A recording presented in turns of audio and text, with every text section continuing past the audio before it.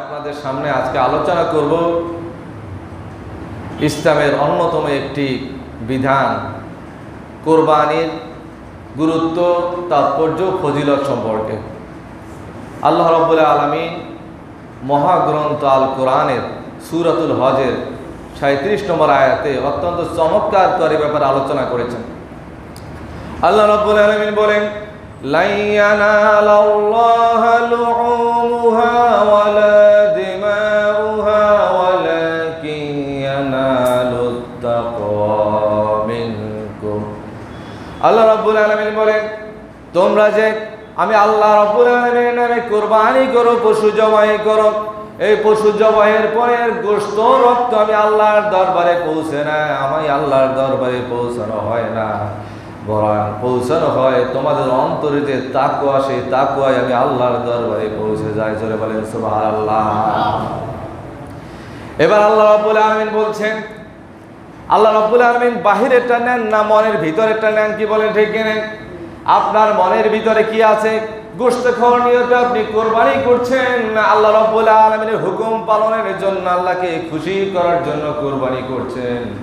হযরত ইব্রাহিম আলাইহিস সালাম নিজের সন্তান ইসমাঈল আলাইহিস সালামকে আল্লাহর খুশির জন্য, হুকুম পালন করার জন্য যেভাবে কোরবানি করেছেন, আপনি কি সেই নিয়তে কোরবানি করছেন না গোশত খাওয়ার নিয়ত করছেন? দুনিয়ার কোনো মানুষ না জানলেও একমাত্র জানতে পারেন আল্লাহ। জোরে বলেন কে? আরো জোরে বলতে হবে, কে জানেন? আল্লাহ রাব্বুল আলামিন জানেন। আপনার বাহিরেরটা নেবেন না। আপনি যতই মুখে মুখে বলেন আমি আল্লাহকে সন্তুষ্ট করার জন্য কোরবানি করছি, এটা নেবেন না, বরং আপনার অন্তরের মধ্যে কি আছে সেটা আল্লাহ রাব্বুল আলামিন নেবেন। আপনি ভালো ভালো বাছাই করে করে গরু কিনছেন আল্লাহকে খুশি করার জন্য না, বেশি গোশত হবে আর বেশি গোশত রাহি করে বাসায় ফ্রিজে রেখে খেতে পারবো এই নিয়তে কোরবানি করছেন, এটা দুনিয়ার কোনো মানুষ না জানলেও জানেন কে?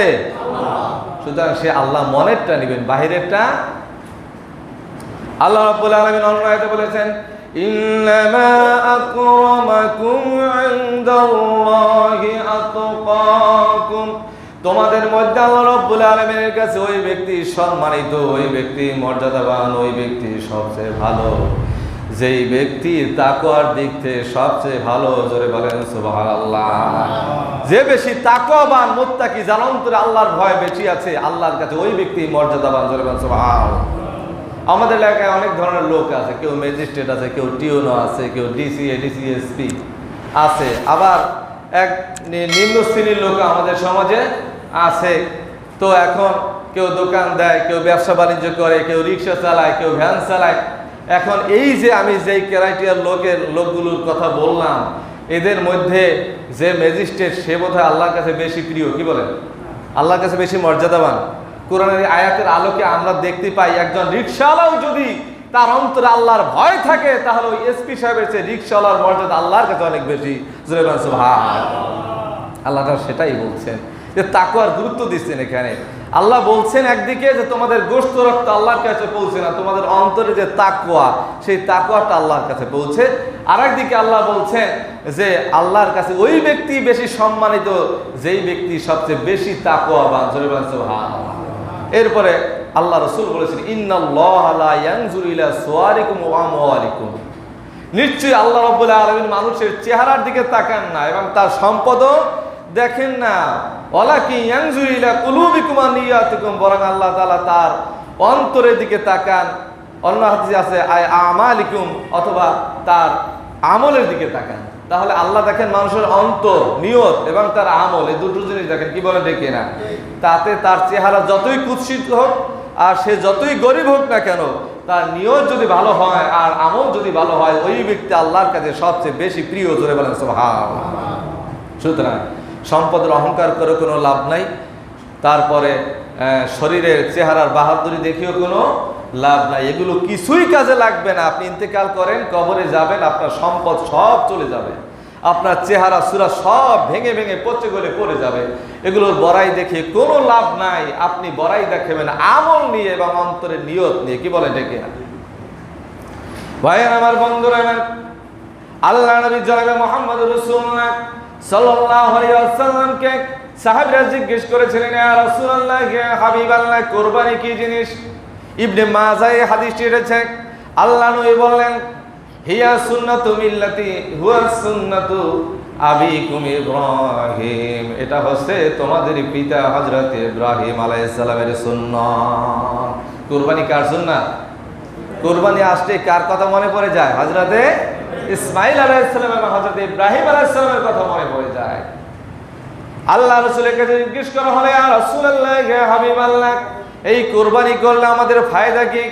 আল্লাহ নবী জনাবে মুহাম্মদুর রাসূলুল্লাহ সাল্লাল্লাহু আলাইহি ওয়াসাল্লাম বললেন, কুরবানি করলে ফায়দা হচ্ছে তুমি যেই পশু দ্বারা কুরবানি করবে ওই পশুর গায়ে যতগুলো পশম আছে তোমার আমলনামায় আল্লাহ রাব্বুল আলামিন ততখানি নেক লিপিবদ্ধ করে দেবেন। জোরে বলেন সুবহানাল্লাহ। একটা পশুর গায়ে যত পশম আছে ওই পশমের সমপরিমাণ নেক আল্লাহ রাব্বুল আলামিন ওই পশু কুরবানি দাতার আমলনামা লিপিবদ্ধ করে দিবেন। জোরে বলেন সুবহানাল্লাহ।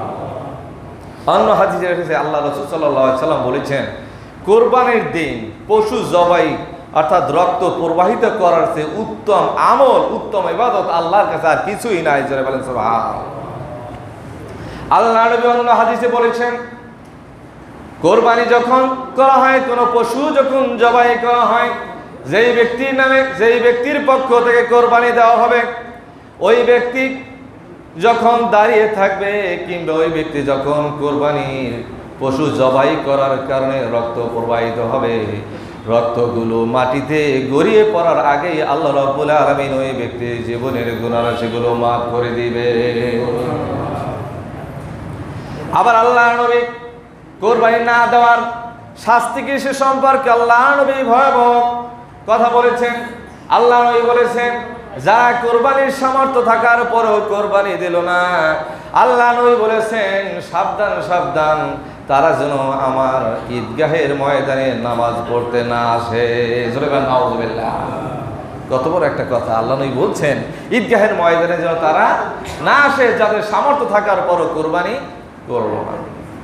ভাইরা আমার, আমি এখানে আলোচনা করতে যাচ্ছি, আল্লাহ রাব্বুল আলামিন বলছেন যে তোমাদের এই তাকওয়া আল্লাহর কাছে পৌঁছে যায়। সুতরাং আমরা প্রদর্শনী করব না, কোরবানির গরু কিনে পত্রিকায় দিয়ে প্রদর্শনী করব না, বলে বেড়াবো না যে আমি এত টাকায় গরু কিনেছি, এত দামের গরু কিনেছি, এগুলো বলবো না। এটা তাকওয়া নষ্ট হয়ে যায়। আপনি আল্লাহর জন্য কোরবানি করছেন, মানুষকে দেখাবার জন্য না, মানুষকে জানাবার জন্য না, আল্লাহর জন্য কোরবানি করতে হলে জিনিসটা গোপন রাখতে হবে, আল্লাহর উদ্দেশ্যেই কোরবানি দিতে হবে।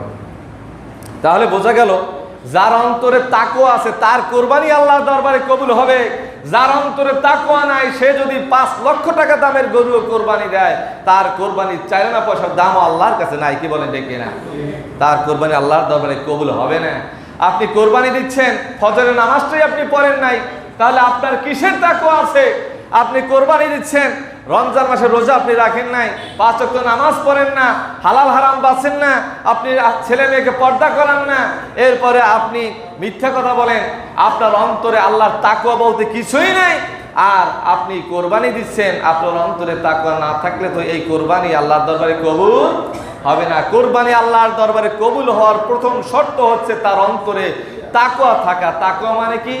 তাকওয়া হচ্ছে ওই জিনিস, যেই জিনিস অন্তরে থাকার কারণে মানুষ সকল খারাপ কাজ থেকে ফিরে থাকে এবং সকল ভালো কাজগুলো করে, এটার নামই হচ্ছে তাকওয়া।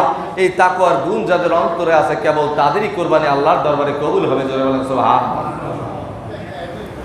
ভাইয়েরা আমার, বন্ধুরা আমার, আল্লাহ রাব্বুল আলামিন সূরা হজের 34 নম্বর আয়াতে বলেছেন, وَلِكُلِّ أُمَّةٍ جَعَلْنَا مَنسَكًا لِيَذْكُرُوا اسْمَ اللَّهِ عَلَى رَزَقَهُم مِّن بَهِيمَةِ الْأَنْعَامِ।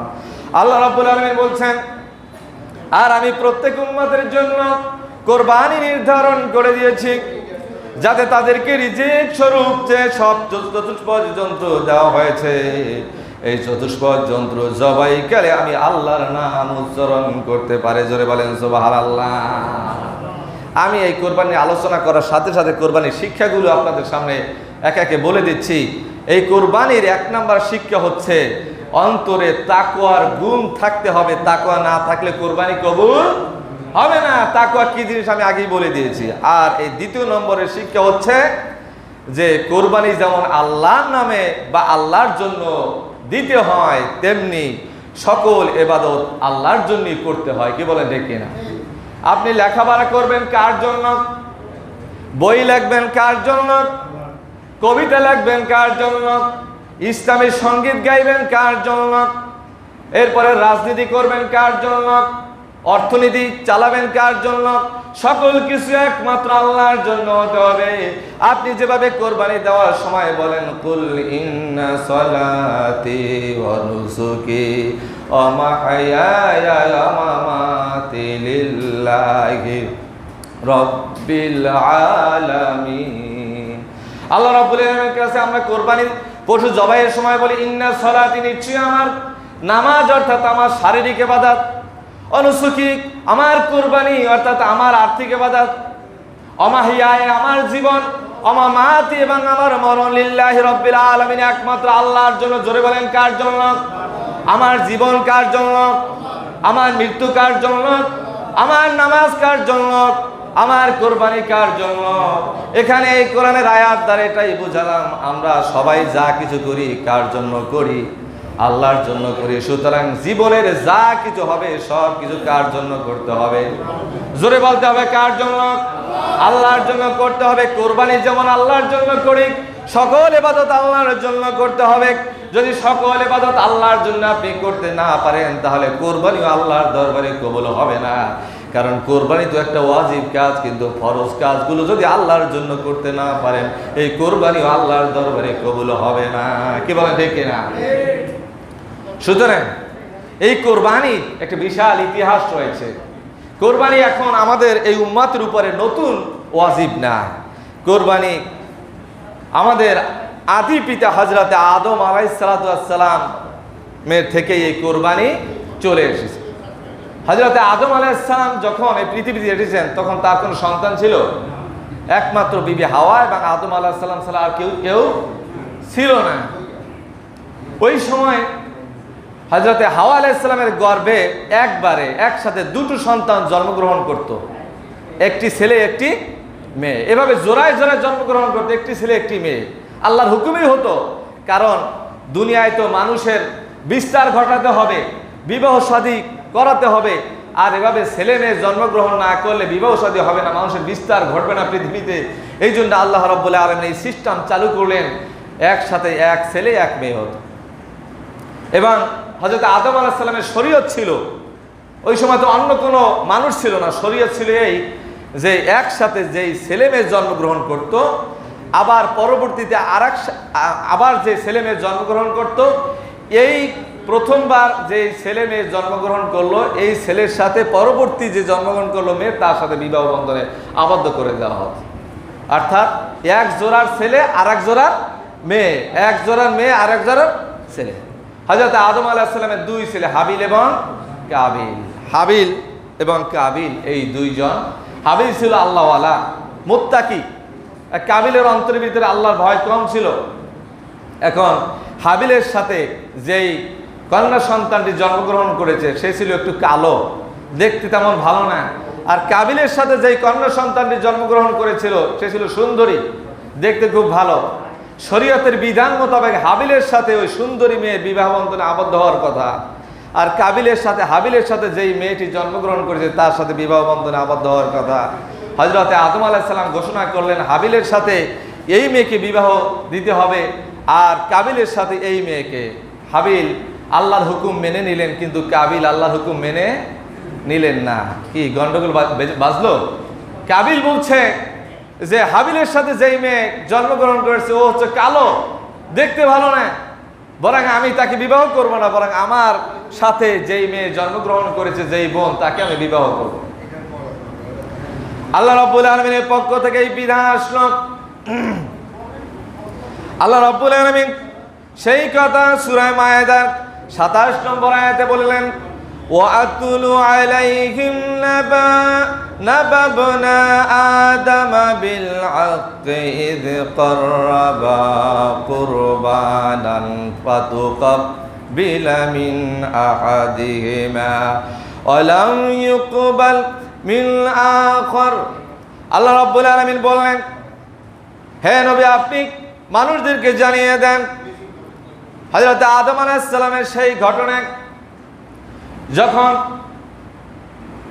হাবিল এবং কাবিল এই বাদানুবাদ করতেছিল, আল্লাহ রাব্বুল আলামিনের পক্ষ থেকে ঘোষণা আসলো, তোমরা আল্লাহর রাস্তায় কোরবানি করো, যার কোরবানি আল্লাহর দরবারে কবুল হবে ওই ব্যক্তি সুন্দরী মেয়েকে বিবাহ করতে পারবে।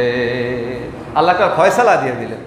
তো হাবিল পশু পালন করত, আর কাবিল সে কৃষি কাজ করত। হাবিল তার এই পশুর মধ্যে থেকে ভালো হৃষ্টপুষ্ট সুন্দর বড় ধরনের একটা পশু দেখে আল্লাহ রাস্তায় কোরবানি করলো, আর কাবিল তার ওই শস্য দানা অর্থাৎ খেতে যা ফলালো সেই শস্য দানা কোরবানি করলো, এক পাহাড়ে নিয়ে আসলো। আর ওই সময় কোরবানি কবুল হলো কি হলো না তার একটা নিদর্শন ছিল, আল্লাহ রাব্বুল আলামিনের পক্ষ থেকে আগুন এসে ওই বস্তুটাকে জ্বালিয়ে দিত। কোরবানি যেটা দেওয়া হলো, যার কোরবানি কবুল হবে তার ওই বস্তুটা জ্বালিয়ে পুড়িয়ে দেওয়া হতো। দেখা গেল হাবিলের ওই পশু জ্বালিয়ে পুড়িয়ে শেষ করে দেওয়া হলো, তার মানে হাবিলের কোরবানি আল্লাহর দরবারে কবুল হলো। এখন ওই সুন্দরী মেয়েকে বিবাহ করবে কে? কাবিল বলল, আমি এই সিদ্ধান্ত মানি না, আমি ওই সুন্দরী মেয়েকে বিবাহ করব। এই কথা বলে কাবিল হুঙ্কার দিয়ে ফেলল।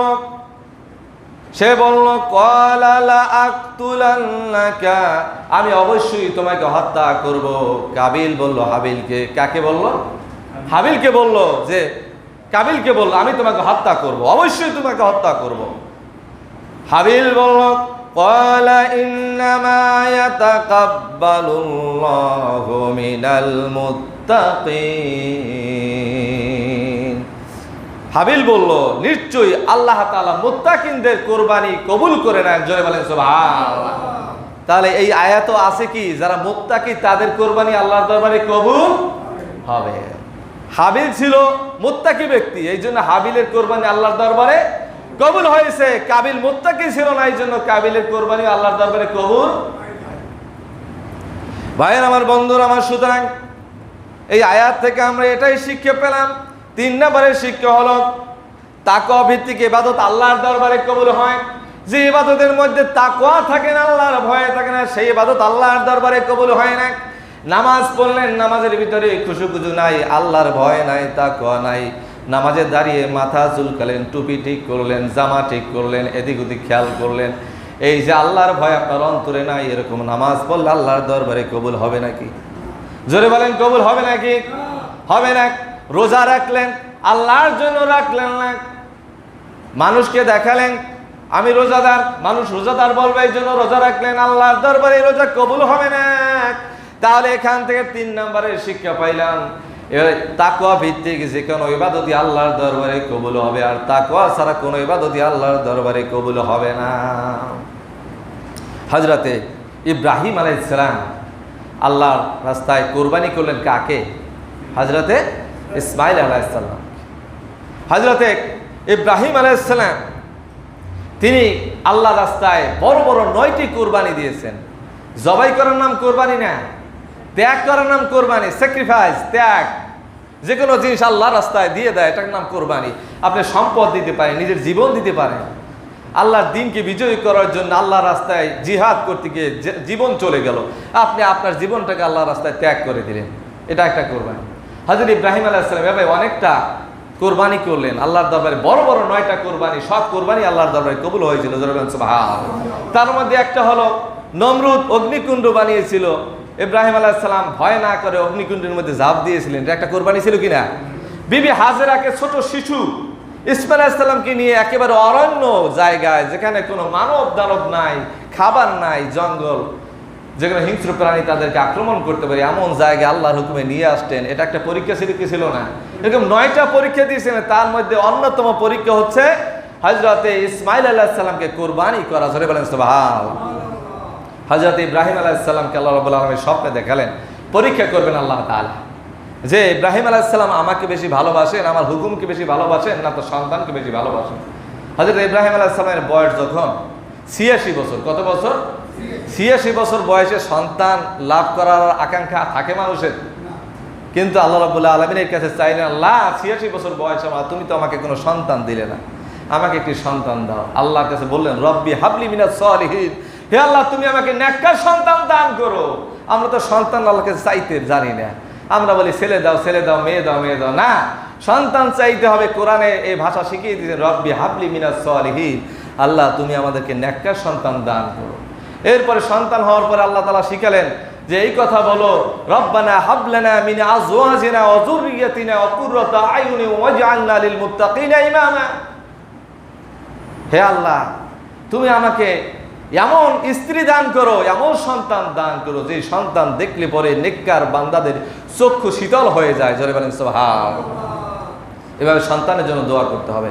সন্তানের জন্য দোয়া আছে, বাবা মার জন্য দোয়া আছে। আমরা বাবা মার দোয়াটা ভালো পারি, কিন্তু সন্তান ভালো হোক এই দোয়াটা পারি না। প্রতি নামাজের পরে যদি এই দোয়াটা পড়েন, আপনার দোয়া আল্লাহ দরবারে কবুল হবে কি হবে না? সন্তান ভালো হবে। আপনি দোয়া করেন বাবা হয় সন্তানের জন্য, সন্তান ভালো হবে। হযরত ইব্রাহিম আলাইহিস সালামকে আল্লাহ তাআলা কি বললেন, আল্লাহ তাআলা সেটাই কোরআনের মহাগ্রন্থ আল কোরআনের সূরা সাফফাতের 102 নম্বর আয়াতে ঘোষণা করলেন। আল্লাহ রাব্বুল আলামিন বললেন, ফালাম্মা বালাগা মাআহুস সা'য়া ক্বালা ইয়া বুনাইয়া ইন্নী আরা ফিল মানামি আন্নী আযবাউকা ফানজুর মাযা তারা। আল্লাহ রাব্বুল আলামিন বলেন, যখন সন্তান প্রাপ্ত বয়সে উপনীত হলো, বয়স যখন 9 বছর, জোরে বলেন কয় বছর? বয়স যখন 9 বছর উপনীত হলো, তখন হযরত ইব্রাহিম আলাইহিস সালাম যে স্বপ্নে দেখলেন, ছেলের কাছে বললেন, ইয়া বুনাইয়া, হে আমার সন্তান, ইন্নী আরা ফিল মানামি, আমি স্বপ্নের ভিতরে দেখলাম, আন্নী আযবাহুকা, আমি তোমাকে জবাই করতেছি, ফানজুর মাযা তারা, এই ব্যাপারে তোমার ওই মত কি, তুমি কি বলো? ছেলে জানতো যে নবীদের স্বপ্ন কি ওহী, স্বপ্নে যা থাকে সেটাও সত্য, সেই কাজ করতেই হবে নবীদেরকে। হযরত ইব্রাহিম আলাইহিস সালাম বললেন, আমি স্বপ্নে দেখলাম তোমাকে জবাই করতেছি, তুমি এখন কি মত দাও? হযরত ইব্রাহিম ইসমাঈল আলাইহিস সালাম কি বললেন, আশ্চর্যের বিষয় দেখেন। নবীর ছেলে নবী হবেন, আল্লাহ তাআলা সেই বৈশিষ্ট্য তার মধ্যে দিলেন। তিনি বললেন, ক্বালা ইয়া আবাতি ফআল মা তু'মারু সাতাজিদুনি ইনশাআল্লাহু মিনাস সাবিরিন। হযরত ইসমাঈল আলাইহিস সালাম বলে, হে আমার পিতা, হে আমার জন্মদাতা বাবা, আপনি যা স্বপ্ন দেখেছেন আপনি সেটাই বাস্তবায়ন করুন। নিশ্চয় আমি ইসমাঈলকে আপনি ধৈর্যশীলদের অন্তর্ভুক্ত পাবেন। জোরে বলেন সুবহানাল্লাহ। ধৈর্যশীলদের অন্তর্ভুক্ত পাবেন। অহংকার এসে যেতে পারে, হ্যাঁ আমি রাজি আছি, আমি পারবো আল্লাহর পথে আমার জীবন দিতে, এই জন্য সেটা না বলে বলছেন, নিশ্চয়ই আপনি আমাকে ধৈর্যশীলদের অন্তর্ভুক্ত পাবেন। জোরে বলেন সুবহানাল্লাহ। আর এখন এই যুগে যদি আমরা এরকম কোনো কাজ সন্তানকে বলতাম যে আল্লাহ স্বপ্নে দেখিয়েছেন তোমাকে কোরবানি করতে, তাহলে বলবো, বাবা তোমার কি মাথা খারাপ হয়েছে? তুমি ছোটবেলায় আমাকে বনবাসে দিয়েছো মা সহ, আবার এখন আমার বয়স 9 বছর, এখন তুমি আমাকে জবাই করতেছো, তুমি বাবা না আজরাইল? তুমি আমার জান কবজ করতে চাও? কি বলেন, পাওয়া যেত এই যুগে এরকম সন্তান? কিন্তু তিনি রাজি হয়ে গেলেন, আপনি আমাকে কোরবানি করুন। হযরত ইব্রাহিম আলাইহিস সালাম ইসমাঈল আলাইহিস সালামকে নিয়ে চললেন সাজিয়ে গুজিয়ে। এরপরে প্রথম এক জায়গায় গিয়ে শয়তান ধোঁকা দিল, বলল, হে ইসমাঈল তুমি কোথায় যাচ্ছ? তোমার বাবা তোমাকে জবাই করবে। বলে, দূর শয়তান, বাবা হয়ে ছেলেকে কি জবাই করতে পারে? এই ঘটনা বলার আগের ঘটনা, এই যে স্বপ্নের কথা বলার আগের ঘটনা ছিল শয়তানের ওয়াসওয়াসা। একটু পরে যখন সামনে গেলেন, যাওয়ার পরে বলতেছে, হে ইসমাঈল তুমি কোথায় যাচ্ছ? তোমার বাবা তো তোমাকে জবাই করবে। বলে, দূর শয়তান, বাবা কি সন্তানকে জবাই করতে পারে? আরেকটু সামনে যাওয়ার পরে বলে, হায় রে, তোমার আল্লাহ তাআলা হুকুম করেছে তোমাকে জবাই করার জন্য। হযরত ইসমাঈল আলাইহিস সালাম বললেন, হে শয়তান তুমি দূর হয়ে যাও। আল্লাহ রাব্বুল আলামিন যদি আমার বাবাকে অর্ডার করে থাকেন আমাকে কোরবানি করার জন্য, আমার একটা জীবন নয়, আল্লাহ রাব্বুল আলামিন এই পৃথিবীতে যদি বারবার আমাকে জীবিত করে পাঠান, তাহলে বারবার আল্লাহর রাস্তায় আমার জীবনটা কোরবানি করে দিতে রাজি আছি। শয়তান এই ইসমাঈল সালামকে সাথে না পেরে মায়ের কাছে গেছে, বিবি হাজেরার কাছে গিয়ে বলে, এই হাজেরা, তুমি জানো তোমার সন্তান কোথায় নিয়ে যাচ্ছে কোরবানি করার জন্য? বলে, কোথায় নিয়ে যাচ্ছে? বেড়াতে যাচ্ছে। বলে না, আল্লাহর হুকুম হয়েছে তোমার সন্তানকে কোরবানি করবে। হযরত হাজেরা বললেন, দূর হয়ে যাও শয়তান, আমাদের জীবন আল্লাহর জন্য, আমাদের মরণ আল্লাহর জন্য, আমাদের সব কিছু আল্লাহর জন্য। আল্লাহর যদি হুকুম হয়ে থাকে আমার সন্তানকে আল্লাহর রাস্তায় কোরবানি করা, তাহলে আমি মা হয়ে রাজি আছি, আমার সন্তান আল্লাহর রাস্তায় কোরবানি হয়ে যাবে, আমি কোনো দ্বিধা করব না। কেমন মা, কেমন সন্তান, আর কেমন বাপ, ভাব। এখান থেকে আমাদের শিক্ষা হলো এই যে পৃথিবীর সমস্ত পিতারা যেন হযরত ইব্রাহিম আলাইহিস সালামের মতো হয়। আপনার সন্তান যদি আল্লাহর রাস্তায় কোনোদিন কোরবানি করতে হয়, কোরবানি বলতে জবাই না, আল্লাহর রাস্তায় দিন কায়েমের জন্য যদি দিতে হয়, আল্লাহর রাস্তায় দিন কায়েম করতে কি বিপদ না? সেখানে একেবারে শান্তি থাকে? বিপদ থাকে, দিন কায়েমের আন্দোলনে বিপদ থাকে। যদি এরকম হয় আল্লাহর রাস্তায় আল্লাহর দিনকে কায়েম করার জন্য আপনার সন্তানকে বিলিয়ে দিতে হবে, ইব্রাহিম আলাইহিস সালামের মতো আপনার সন্তানকে আপনি আল্লাহর রাস্তায় ছেড়ে দিবেন, এটাই এখান থেকে শিক্ষা। আপনি যদি সন্তান হয়ে থাকেন, যুবক হয়ে থাকো, তাহলে এটা শিক্ষা হযরত ইসমাঈল আলাইহিস সালামের মতো হও।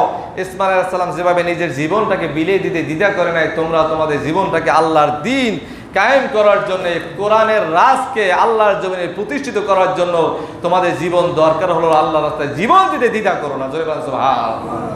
আর দুনিয়ার সমস্ত মায়েদের জন্য এই শিক্ষা, বিবি হাজেরা যেরকম তার সন্তানকে আল্লাহর রাস্তায় কোরবানি করতে দ্বিধা করে নাই, তোমরাও আল্লাহর রাস্তায় তোমাদের সন্তানকে ছেড়ে দিতে দ্বিধা করবে না। ভাইয়ের আমার, বন্ধুরা আমার, হযরত ইব্রাহিম আলাইহিস সালাম ইসমাঈল আলাইহিস সালামকে নিয়ে যখন গেলেন কোরবানি করবেন, হযরত ইসমাঈল আলাইহিস সালাম বাবাকে বললেন, বাবা প্রথমে যখন কোরবানি করবে, জবাই করবে, তখন বললেন, বাবা আমার 3টা শর্ত আছে। 1 নম্বরের শর্ত হলো যে আমি যখন ইন্তেকাল করব, আমার মায়ের, আমি সন্তান ছাড়া আর তো কোনো সন্তান নেই, আমার রক্তমাখা জামা মায়ের কাছে পৌঁছে দিবেন, আর বলবেন আমার সাথে আমার মায়ের সাথে জান্নাতে দেখা হবে।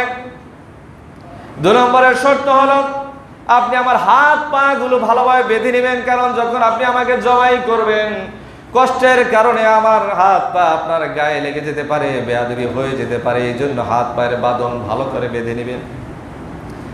3 নম্বরে হলো আপনি যখন আমাকে জবাই করবেন, তখন উপর করে জবাই করবেন, আপনার চেহারার দিকে আমার চেহারা যদি পড়ে যায়, নজর পড়ে যায়, মায়া লেগে যেতে পারে, আল্লাহর হুকুম তামিল করতে সমস্যা হতে পারে, এই জন্য উপর করে আমাকে জবাই করবেন। জোরে বলেন সুবহানাল্লাহ।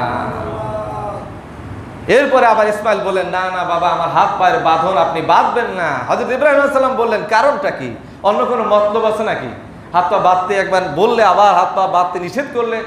হযরত ইসমাইল আলাইহিস সালাম বললেন, আমি তো স্বেচ্ছায় আল্লাহর রাস্তায় জীবন দিচ্ছি, আমার হাত পা যদি বেঁধে নেন, কিয়ামতের ময়দানে এই অবস্থায় যখন আমি আল্লাহর দরবারে উঠব, হাসরবাসীরা তখন আমাকে দেখে বলতে পারে, নিজের জীবন আল্লাহর রাস্তায় দিতে রাজি হয়নি বিধায় বাবা হাত পা ভালোভাবে শক্ত করে বেঁধে জবাই করেছে, এটা যাতে কেউ বলতে না পারে, এই জন্য আপনি আমার হাত পা না বেঁধে আমি ইসমাইলকে কোরবানি করে দিবে।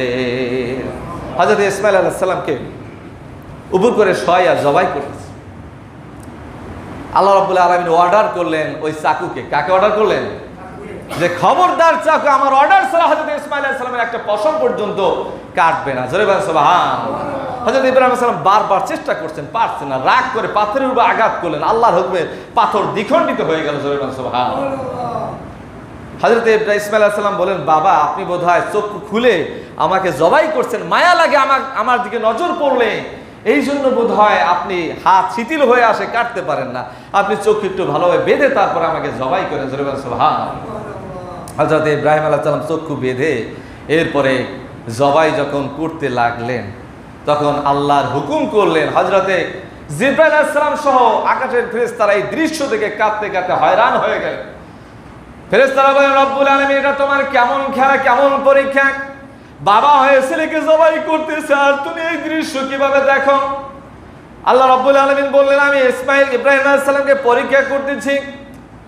হযরতে জিবরাইলকে বললেন, হে জিবরাইল তুমি তাড়াতাড়ি করে জান্নাত থেকে একটা দুম্বা নিয়ে হযরত ইসমাঈল আলাইহিস সালামকে ছুরির নিচ থেকে সরাইয়া দুম্বাটা ছুরির নিচে শোয়া দাও।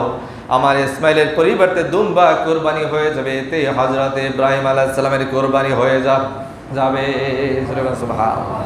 হযরত ইব্রাহিম আলাইহিস সালাম তো চক্ষু বন্ধ করে জবাই করতেছে, তিনি তো জানেন না যে ছেলের পরিবর্তে দুম্বা কোরবানি হচ্ছে। হযরত ইসমাইল আলাইহিস সালামকে সরাই দিয়ে দুম্বা সরাই দিলেন ছুরির নিচে, এরপরে জবাই করতেছেন। হযরত ইব্রাহিম আলাইহিস সালাম খুশি হয়ে গেলেন, খুশি হয়ে বলেন আল্লাহু আকবার, আল্লাহু আকবার, লা ইলাহা ইল্লাল্লাহ, আল্লাহু আকবার, লিল্লাহিল হামদ।